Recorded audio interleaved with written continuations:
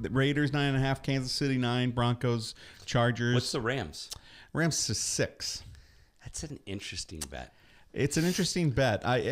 Have you watched any of the Amazon documentary?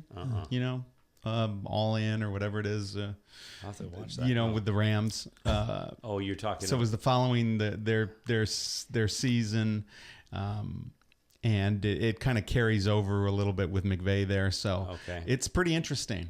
That young man is smart, energetic, and it looks like they're going to have an offense in place that at least is going to score a little bit more. It was funny. I read a quote today by somebody who says the Rams will be in pads tomorrow, and McVay's a question if he'll be in pads too. He's definitely he's ready to go. Yeah, no, there's no question. He's fired up. And watching that, I really you really don't know much about him. I mean, he's clearly quite an offensive mind, but he's young, that energy level, and he seems like a smart guy. Really Smart guy. So I want to try to slide up and see that.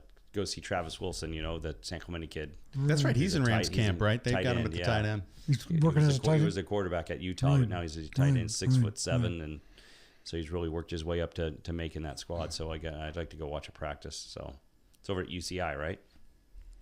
Yes, the Rams are at UCI. Rams are at UCI, yeah. That's exactly right. The Chargers are at Costa Mesa. Yeah. That's right. Yeah, All or Nothing is the name of the series, and the Amazon. It's an Amazon original.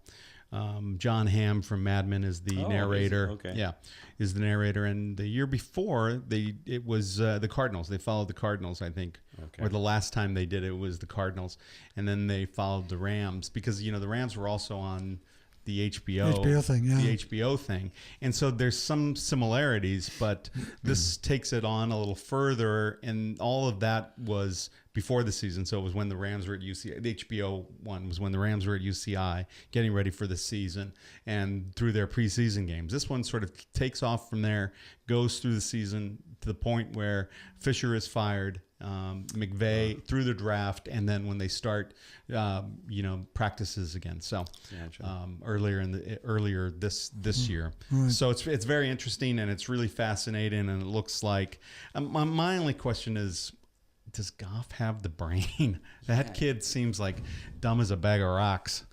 Ooh.